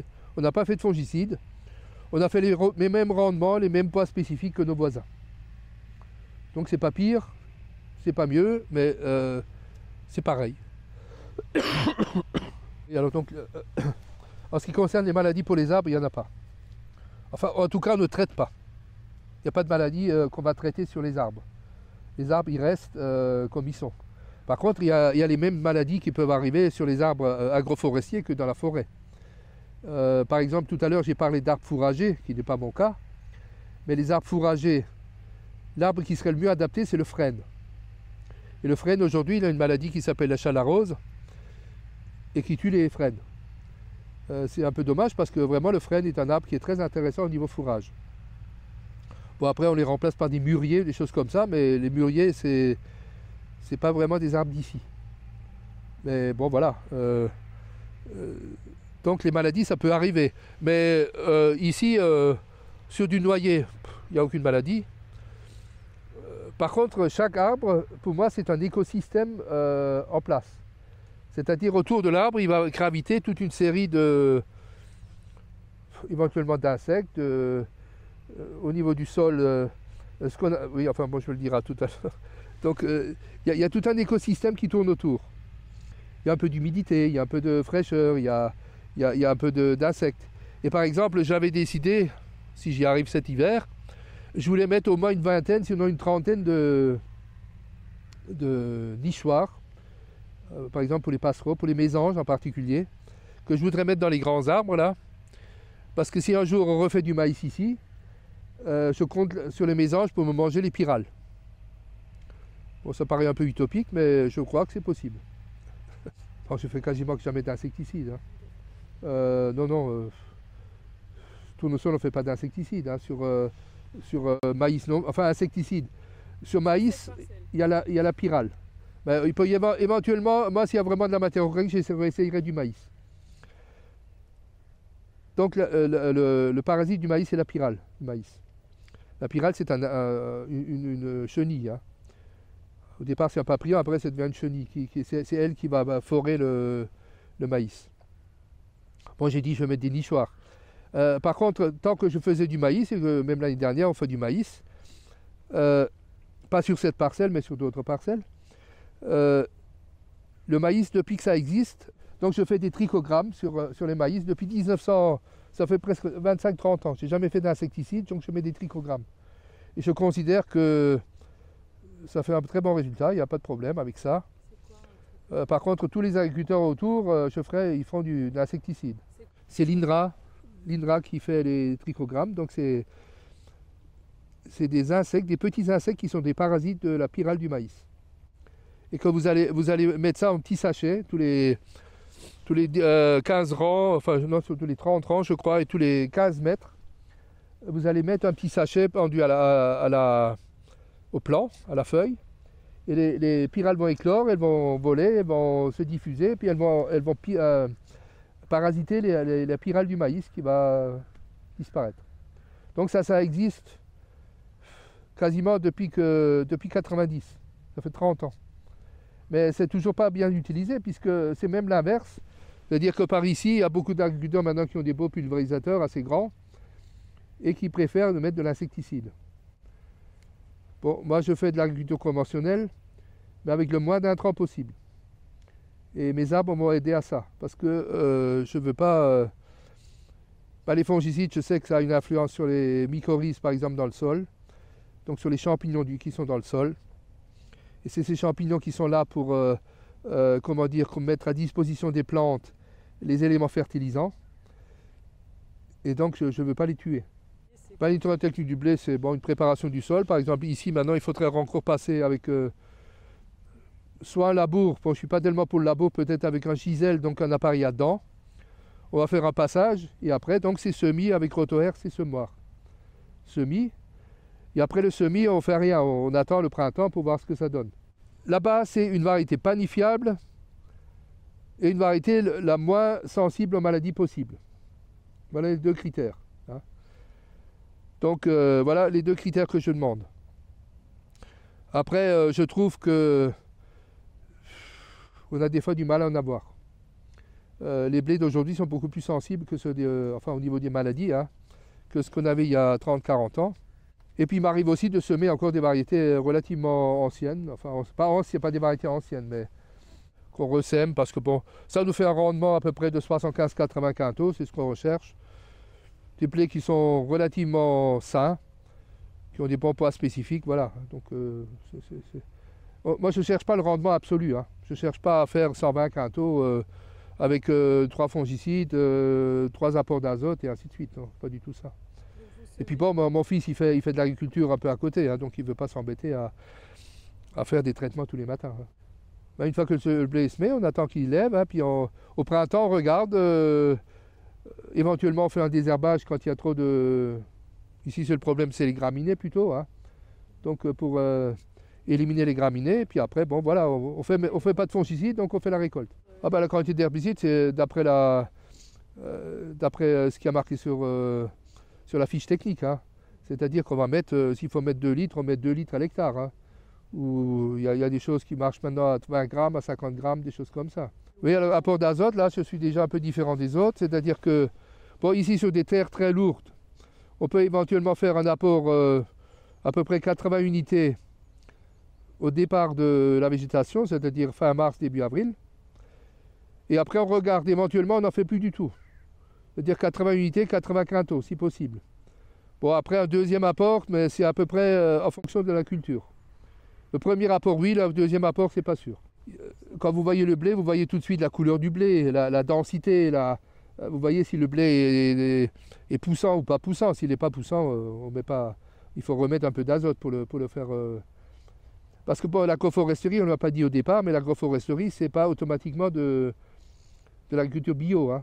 Ça peut être bio, mais ce n'est pas automatiquement bio, ça peut être conventionnel. Éventuellement, je peux apporter du fumier, mais comme je n'ai plus de fumier, c'est plutôt la personne qui m'achète de la luzerne, qui lui, il a de l'élevage, et qui me proposera du fumier parce que lui il va prendre la paille et en contrepartie il me donne du fumier. Ça peut se faire. On peut refaire du fumier, oui. Mais bon, je compte plus sur les arbres qui vont me mettre tous les ans du fumier. Hein. Ce que je n'ai pas dit par rapport aux arbres aussi, par rapport à cette histoire de fertilisation, c'est que les arbres, du fait qu'ils ont un enracinement beaucoup plus profond que les céréales, ils vont en fait remonter des éléments fertilisants qui normalement sont perdus, à 2 mètres, à 3 mètres de fond. Ils vont remonter de l'azote éventuellement perdu, du phosphore, ils vont remonter ça dans les feuilles. Et quand les feuilles elles tombent, donc les matières minérales qui étaient perdues pour la plante normale, c'est les arbres qui vont la remonter, qui vont la mettre au-dessus. Et on voit très bien que les personnes, par exemple, qui font de l'élevage et qui ont des haies ou des arbres fourragers, ils disent souvent le fait que les vaches elles mangent les feuilles ou qu'ils grignotent après les haies, ça les minéralise. Ça veut dire que souvent les feuilles il y a beaucoup plus de minéraux dedans que dans la culture elle-même. Parce qu'en fait, ils puisent dans le sol des éléments qui normalement sont beaucoup plus bas, qui sont perdus pour la végétation normale. Hein, voilà. Donc il y a un élément vraiment fertilisant par les feuilles, hein, qui remonte les éléments du bas vers le haut. On n'a pas fait beaucoup d'analyse du sol, j'ai fait une analyse du sol au départ, et depuis on n'a pas fait. Bon, on sait le pourcentage d'argile, on sait que la matière organique, elle aurait dû être au moins 0,5 à 1 plus élevé. Mais je vois aujourd'hui mon sol, je le trouve mieux qu'avant. Vous voyez tout de suite comment la culture se comporte. Si vous voyez une culture qui va jaunir tout de suite, ça veut dire qu'il manque d'azote, qu'il manque d'éléments fertilisants. Ici, ce serait plutôt l'inverse. Hein. Il faut retrouver de la fertilité, hein, c'est l'humus qui est la vie du sol. Il y a même des gens qui ont dit sans humus, pas de vie, même pas d'homme. Quand vous allez dans le Sahara, dans le désert, il n'y a pas d'humus, il n'y a pas de vie. L'humus, c'est la vie. C'est ce qui va donner, c'est les champignons qui vont puiser dans l'humus les éléments fertilisants et ainsi de suite. Donc si vous n'avez plus d'humus, vous n'avez plus de vie. Ici, vous avez un sol argileux, si vous enlevez l'humus, vous pouvez faire des poteries avec. Mais vous n'avez pas un vrai sol nourrissant et ainsi de suite. C'est plus vrai. Hein. Oui, mais le rendement du blé, cette année c'était 65 quintaux, mais comme tout le monde d'à côté. Sur cette parcelle. Oui. Okay. Mais les autres, c'est plutôt, les années normales chez nous, c'est plutôt 80-85. Les tournesols, on fait 30 quintaux, voilà. Le maïs, on essaye de faire 80-90, parce qu'ici, on est dans les sols très lourds. Donc c'est un semis assez tardif. C'est moins bon qu'au bas du village, où il y a des meilleures terres, plus limoneuses. Hein. Mais enfin, si on fait 80-90 quintaux, c'est bien. Sans irrigation, hein. Sec. Parce que bon, quand on parle maïs, on parle souvent irrigation. Ici, on n'irrigue pas. Hein. C'est sec. Hein. Non, les rendements, comme je vous ai dit, nos anciens ils disaient que c'est de la terre qui était assez bonne. Ils faisaient même des pommes de terre, ils faisaient des choses là-dedans qu'aujourd'hui on n'imaginerait même pas. En général, il y a déjà un premier point, c'est que est-ce que la parcelle vous appartient ou ne vous appartient pas. Planter des arbres dans une parcelle qui est en location ou en fermage, il faut déjà demander l'avis du propriétaire, en sachant que si le propriétaire demande de restituer la parcelle au bout de la période de fermage, dans le même état qu'elle était à l'origine, c'est très difficile de mettre des arbres dessus. Bon, après, admettons, vous êtes propriétaire de votre parcelle et vous avez l'accord du propriétaire pour faire votre agroforesterie. A priori, je dirais, on commence par les terres les moins bonnes, évidemment. On ne va pas commencer par la meilleure terre. Mais dans la meilleure terre, les arbres vont pousser très bien, même peut-être mieux que dans la mauvaise terre. Hein. Donc, faites-le plutôt dans la terre un peu moins bonne. Par ailleurs, bon, aujourd'hui, je dirais, il n'y a plus personne qui va faire des arbres tous les 14 mètres. Faites sur 30 mètres, sur 40 mètres, sur 50 mètres, en fonction de vos matériels. Pour le moment, ce n'est pas gênant, on passe très bien avec une moissonneuse, ça fait un tour de moissonneuse en général, puisqu'il faut à peu près 6-7 mètres de barre de coupe, donc ça fait juste un tour. Hein. Maintenant, est-ce qu'en 2050, on aura des machines qui vont faire 12 mètres de large, peut-être, j'en sais rien. Hein.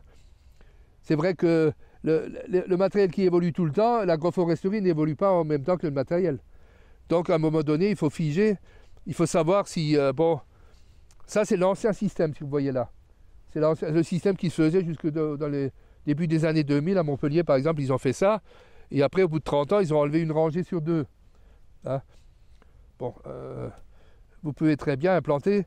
Par contre, moi, je pense que si vous mettez tous les 30 mètres, ou tous les 40 mètres, serrer sur le rang, vous pouvez serrer plus les arbres. Parce qu'aujourd'hui, on voit souvent des espacements entre arbres de 10, 12, 15 mètres. Moi, je pense tous les 7 mètres, tous les 6 mètres. Si vous mettez des acacias, c'est tous les 3 mètres. Vous pouvez mettre un acacia. Il ne faut pas les écarter de trop. Ça va vous faire d'autant plus de masse, autant plus de feuilles qui vont tomber, d'autant plus de choses qui sont favorables à la culture.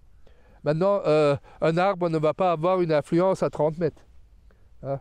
Je dirais ici, quand vous verrez, si vous venez dans un mois, vous aurez des feuilles un peu partout. Parce qu'on est à 14 mètres. Mais si vous aviez espacé de 24 mètres ou 28 mètres, il n'y aurait peut-être pas eu des feuilles au milieu. Hein. C'est pas tout à fait pareil. Donc voilà, ça dépend ce qu'on recherche. Si vous voulez faire une haie, vous faites une haie parce qu'il y a des gens qui font une haie parce qu'il y a des coulées de boue. Alors on fait une haie en travers, ça va éviter la couvée de boue. C'est très très bien. Moi je dis, tout arbre planté est très bien.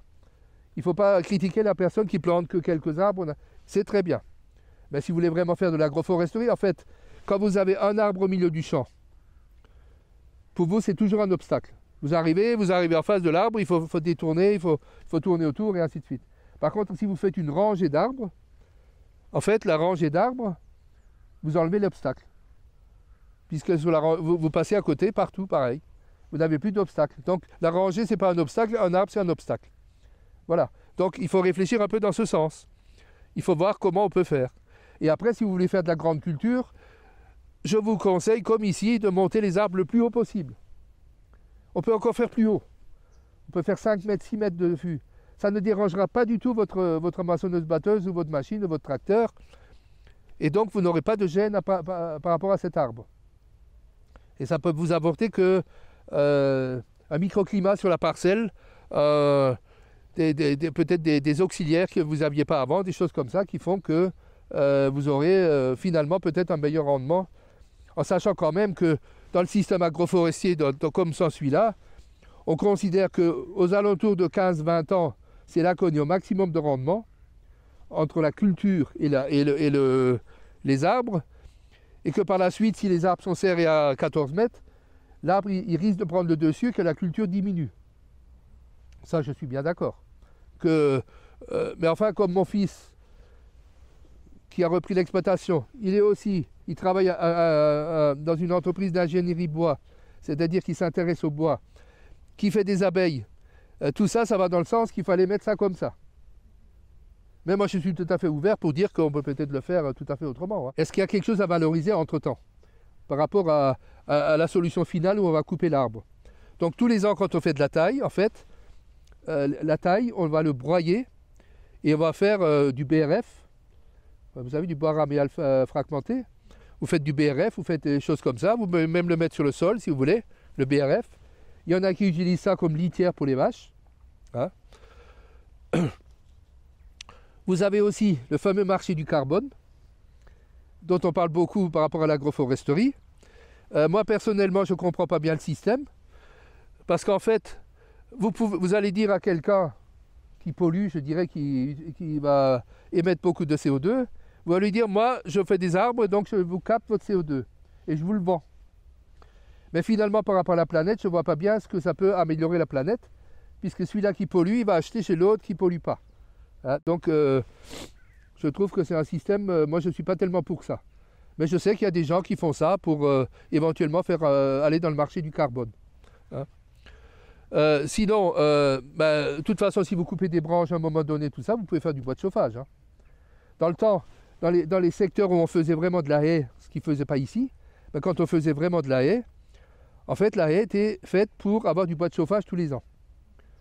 On faisait du bois de chauffage tous les ans parce qu'ils n'avaient pas de forêt à proximité. Mais chez nous, la forêt, elle est à quelques kilomètres, on a de la forêt partout. Donc, on n'avait pas l'utilité de faire des haies. Hein. Par contre, les haies, ils ont d'autres avantages et tout ça. Ce n'était pas le sujet ici. Mais voilà.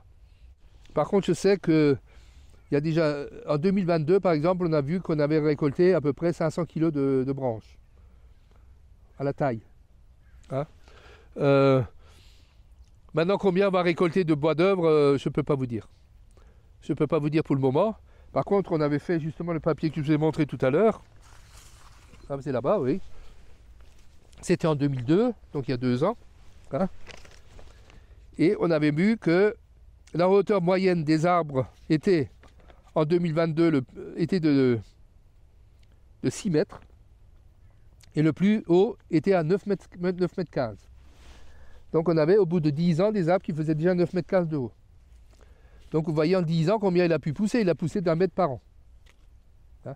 Alors ce qu'il faut dire, c'est que dans l'agroforesterie, les arbres poussent plus vite qu'en forêt. Parce qu'en fait, bah déjà ils utilisent un peu les engrais qu'il y a autour du champ. Ils ont la place. Ils ne sont pas gênés par quelqu'un d'autre. Donc ils ont la place pour pousser. Ce qui fait que finalement on pousse plus vite ici que dans une forêt. Si on regarde au niveau de l'arbre. Pour le moment, la marge, elle est, je dirais, comme ailleurs, ou un petit peu plus faible si on a un rendement plus faible. Mais les arbres en eux-mêmes, pour le moment, ça ne rapporte rien, puisque c'est un capital qui va pousser tous les ans et qui va faire un plus tous les ans. Par exemple, cette année, avec toute la pluie qu'on a eue, on a eu une très grosse pousse des arbres. Et donc, c'est un capital qu'on fait. Et finalement, on va le valoriser, on va le liquéfier le jour où on va pouvoir vendre les arbres, les crumes. Mais ça, c'est pour mon successeur ou même pour celui-là d'après. Donc, il faut y croire. C'est une question de croire en l'avenir. Parce que si vous ne croyez pas en l'avenir, vous faites un truc tous les 5 minutes, il faut l'enlever parce qu'on ne sait pas si l'année prochaine, ça va encore marcher. Moi, je vois beaucoup plus loin. Je vois en 2050, 2060, voir ce que ça peut faire. J'aimerais bien être là, mais enfin, c'est peu de chance que j'y sois. Déjà, il faut voir ce que l'agroforesterie peut apporter. Être convaincu de ce que ça peut faire ou ça ne peut pas faire. Et après, si vraiment vous avez un projet, il faut y aller. Le problème qu'il y a dans l'agroforesterie, c'est que en fait, vous n'avez jamais personne, vous n'avez jamais un technicien qui vient vous voir le matin en disant « Monsieur, on vous propose de faire de l'agroforesterie ». Pourquoi ils ne viennent pas? Parce qu'il n'y a rien à vendre. Notre système aujourd'hui, ça marche avec... si vous n'avez rien à vendre, vous ne venez pas. Donc, il n'y a pas de commerce derrière ça. Parce qu'il faut très peu, vous voyez bien, les investissements sont très faibles, enfin, à part peut-être les protections, mais ça vient avec le temps. Donc il faut faire une réflexion personnelle, dire bon, l'agroforesterie ça m'intéresse, je suis sensible au climat, je suis sensible au réchauffement climatique, je suis sensible aux maladies des plantes, je suis sensible à la fertilité de mes sols. Et bien, tout ça, ça peut faire qu'éventuellement, ça m'intéresse de faire de l'agroforesterie. Donc après, on peut se renseigner. Actuellement, au niveau des chambres d'agriculture et tout ça, il y a des gens qui s'en occupent. Mais c'est vrai qu'ils ne vont pas venir spontanément vous voir. Et sinon, si l'agroforesterie, à mon avis, ça aurait dû se développer beaucoup plus. Peut-être pas ce système exactement comme ici, mais un système avec moins d'arbres par hectare, par exemple 50 arbres par hectare, la moitié de ça.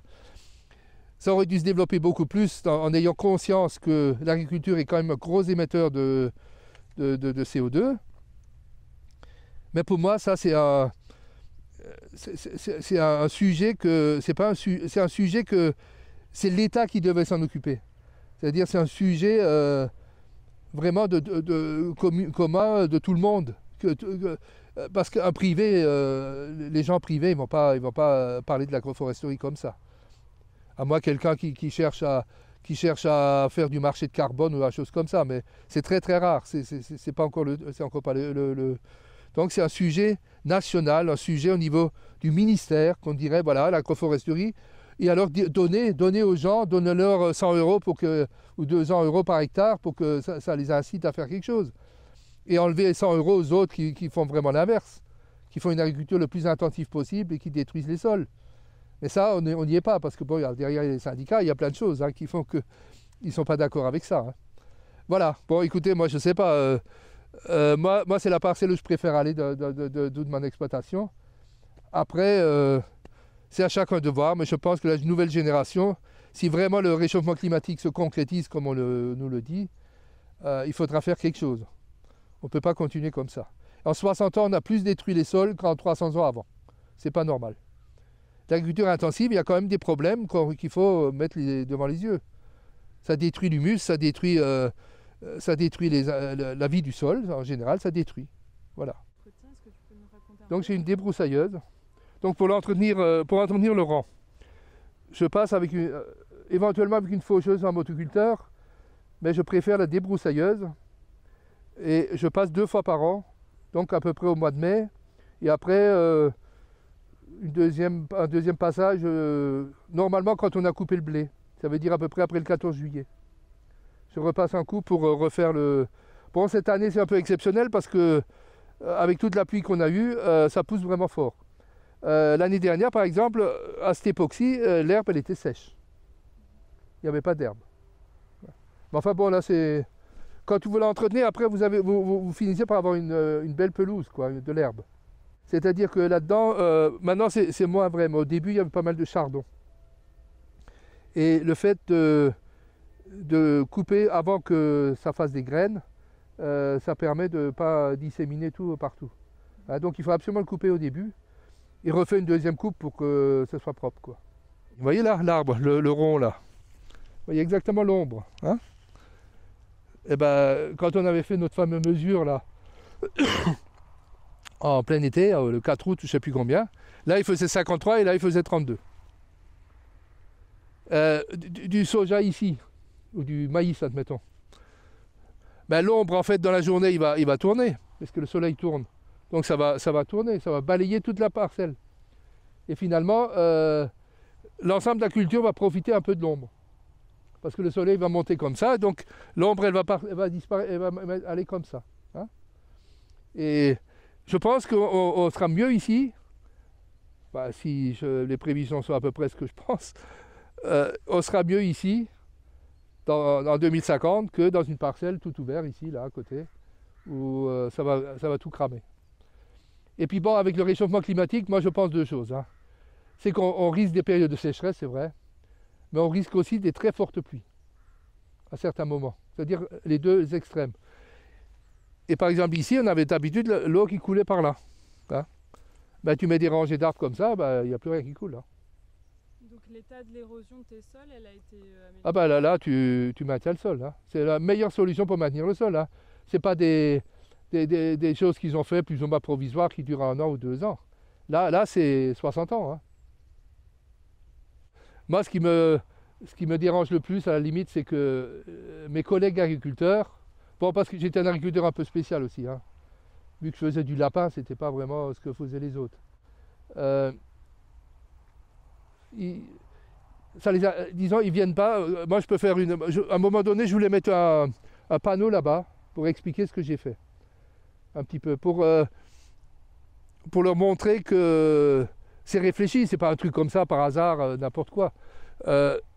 Et qu'est-ce qu'on en attend, hein. Les agriculteurs de ma génération même, hein, c'était des arracheurs d'arbres. C'est des gens qui arrachaient les arbres. Ils ne comprennent pas qu'on replante des arbres aussi vite. Pour eux, c'était il faut enlever ça. Dès qu'un jeune il reprenait une terre, je me rappelle là-bas il y a des arbres là, hop, première chose, il faut arracher l'arbre parce qu'il gêne. Je vous ai dit tout à l'heure, vous mettez un rang, vous n'avez plus de gêne. Enfin bon. Donc il fallait arracher les arbres. Après il y avait cette histoire de prime PAC jusqu'en 2011 là, qui fait quand même que c'était pas favorable. Je n'ai pas senti, parce qu'au lycée ils font en plus de l'agroforesterie, mais un peu différent d'ici. Ils ont pité, ils ont fait le houblon, enfin des choses différentes. Mais bon, déjà ça les choque qu'on mette un arbre tous les 14 mètres. Mais je leur explique à chaque fois qu'on peut mettre à 28 mètres ou à 30 mètres. Hein. Bon, c'est pas... Moi, c'était mon cas personnel, puisque je voulais faire ce que j'ai dit tout à l'heure, hein, la fertilité, que l'arbre fasse à la limite que ce soit la culture principale dans 20 ans. Bon, c'est pas le but de tout le monde. Bon, après, j'ai dit, on peut faire différentes sortes d'agroforesterie. On peut même enlever des arbres pour faire de l'agroforesterie. Hein. Donc, il ne faut pas dire il faut planter absolument des arbres tous les 14 mètres, c'est pas ça. Hein. Et oui, mais les jeunes, moi, ils me posent toujours la même question. Oui, mais après, si j'achète une nouvelle machine, je ne peux plus passer. Ça m'embête. En plus, c'est du travail parce qu'il faut tailler, il faut faire ci, il faut faire ça. Bon, voilà. Moi, j'ai dit, en leur répondant, j'ai dit, moi, j'ai acheté une chaise longue pour me mettre ici en été, pour me mettre à l'abri des arbres. Hein. Bon, c'est pas fait, mais...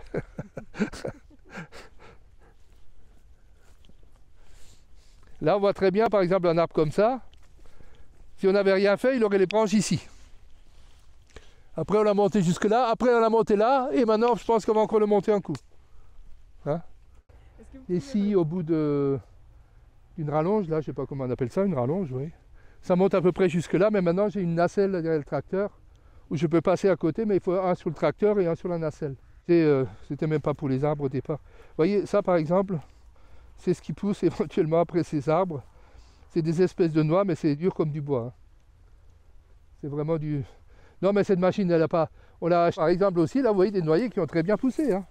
Quand tu vas noyer comme ça, c'est déjà un sacré morceau. Hein. En sachant qu'il a été gros comme ça en 2012. Hein. Il était petit comme ça, on ne le voyait pas dans le blé. Donc lui, il a de la... Parce qu'on s'embêterait à mettre des trucs à 5 mètres de haut et puis après chercher les fruits. Hein, c'est pas du tout ça. C'est juste l'inverse. Mais par contre, si j'avais mis des poulets en dessous et je voudrais qu'ils soient bien à l'ombre, bah, j'arrêterais certainement à ce niveau-là, même plus bas. Parce que les poulets, ils ne vont pas monter à 5 mètres. Hein. Mais si tu veux aller avec des machines, il faut monter haut. Après, l'écartement, ça se discute. Bah, si vous voulez mettre 30 mètres, mettez 30 mètres. Hein.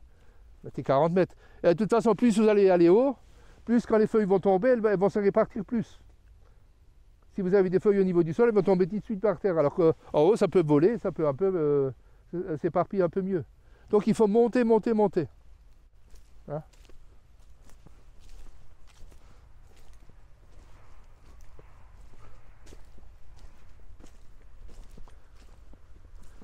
Vous avez là par exemple un acacia qui a été planté assez vite, là, le premier là. Vous voyez encore l'année dernière, il y a 2 ans, on l'a fait monter de plus d'1 mètre. Vous voyez là où ça s'était arrêté, tout d'un coup on l'a monté 1 mètre de plus. Hein? Mais après c'est une question de taille.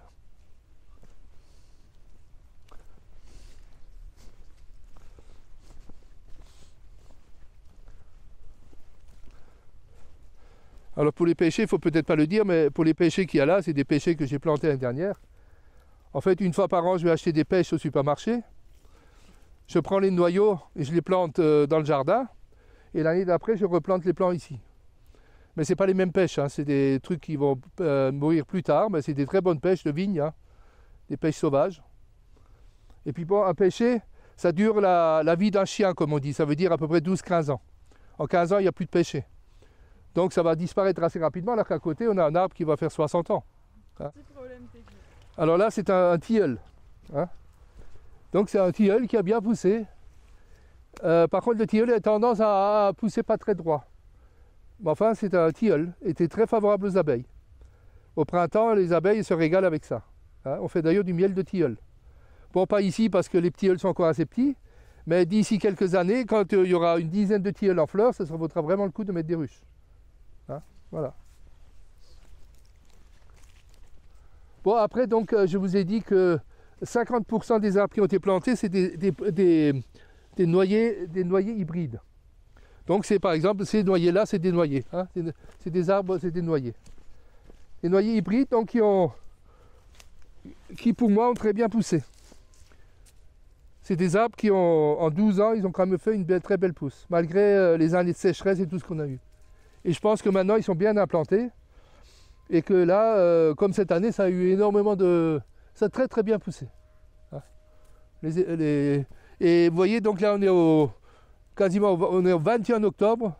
Et les feuilles sont encore toutes vertes. Donc ça pousse très très longtemps. Par contre, à côté, vous avez des noyers qui sont des noyers à coque, qui sont déjà finis au niveau végétation. Bon, donc là, vous avez deux noyers. Et là, par exemple, vous avez un poirier.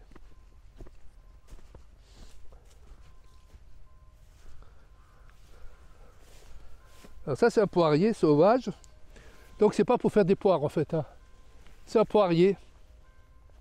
Bon, ça pousse plus doucement, ça. Par contre, au printemps, c'est très fleuri. Donc, toujours pour les abeilles. Les noyers, ça ne donne rien aux abeilles. Hein. C'est vraiment aucune utilité. Par contre, ça fait plus de bois. Parce que, moi, je vois très bien que, par exemple, sur le rang même, si admettons qu'on dise que dans 30 ans, maintenant, ils sont trop grands, il faut les enlever, tout ça. Mais on peut en couper certains, en laisser d'autres, et sur le rang, replanter des jeunes plants. Peut-être pas exactement au même endroit, mais décalés. Mais on pourrait enlever des noyers et replanter même un noyer. Pourquoi pas? Et laisser des arbres qui ont encore une vie un peu plus longue, les laisser en place. C'est-à-dire que moi, je vois énormément de solutions quand on me dit ah ben, mais ça pose des problèmes, comment on va faire? On peut tout faire. On peut couper des branches, on peut couper... tout est possible. Par exemple, je regarde là. Ah non, ça c'est un tilleul. Donc là, tu as de nouveau un tilleul. Vous voyez les tilleuls, à l'heure qu'il est, la végétation est quasiment terminée alors que les noyers ils sont encore bien verts. Hein. Là c'est un poirier de nouveau sauvage. Un gros noyer encore.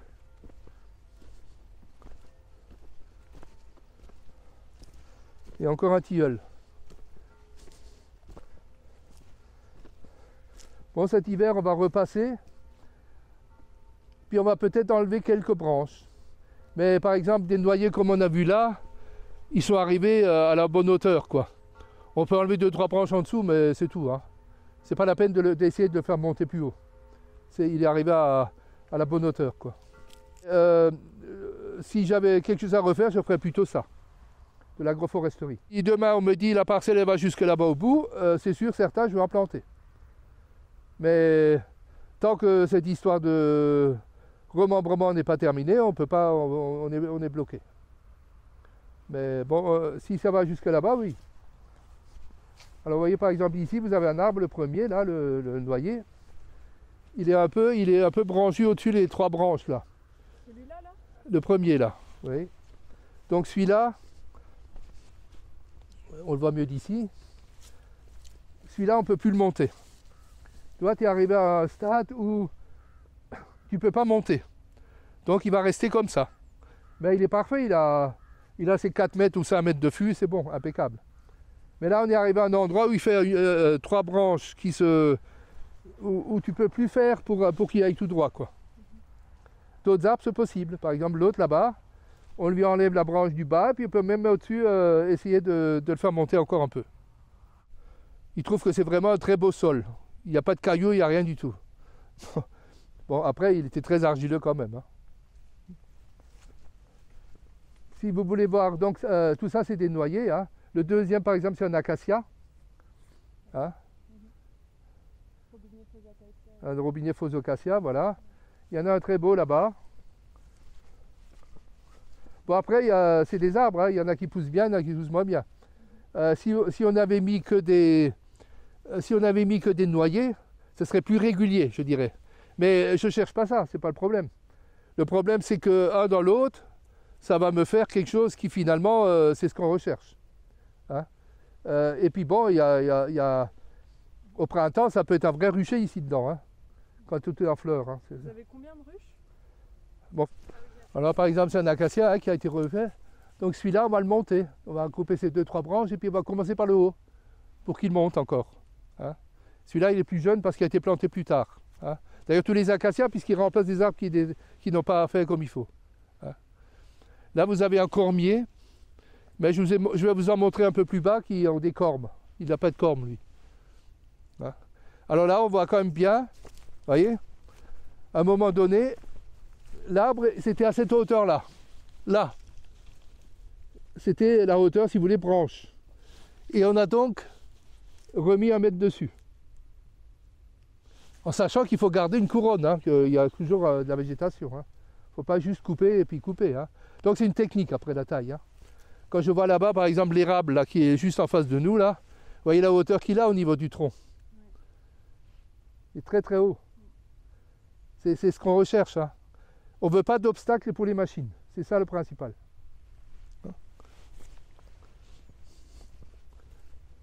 Et en fait, on veut 2 cultures, une en bas et une à 5 mètres de haut. Ce sera l'idéal. Et ça va nous faire une espèce de microclimat, je sais pas ce qu'il y a comme... On pourra faire des choses étonnantes ici dans 20 ou 30 ans. Qu'on ne peut pas dire aujourd'hui parce que c'est trop récent.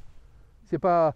vous voyez, les arbres là, ils ont poussé, mais dans 10 ans, il y aura 2 fois plus de feuilles hein, qui vont tomber. Et ça va tomber tous les ans, c'est ça qui est important, tous les ans. Le tilleul, au contraire, ça c'est du bois tendre, le tilleul. Là. Alors il y a 3 noyers devant, là. Enfin les 4. En fait, c'est des noyers communs. C'est pour faire des noix. Les 4 premiers là-bas, le long du chemin. Hein. Ça, c'est des noyers communs. qui sont pas tout à fait pareils que... Mais je vais essayer de les monter quand même. Hein. Voilà. Alors lui, par exemple, il y a encore beaucoup de choses à monter là. Hein. Là, il y a vraiment à enlever cet hiver. Hein. Il faut vraiment en enlever. Hein. Bon, après, c'est une passion. Hein. Vous venez travailler dans les arbres. Si ça vous dérange, ben, ça ne va pas. Moi, en hiver, on peut passer une journée ici. Hein. Même, bon, on fait ça tranquille. Hein. Il faut pas... C'est pas le rendement qui compte. Hein.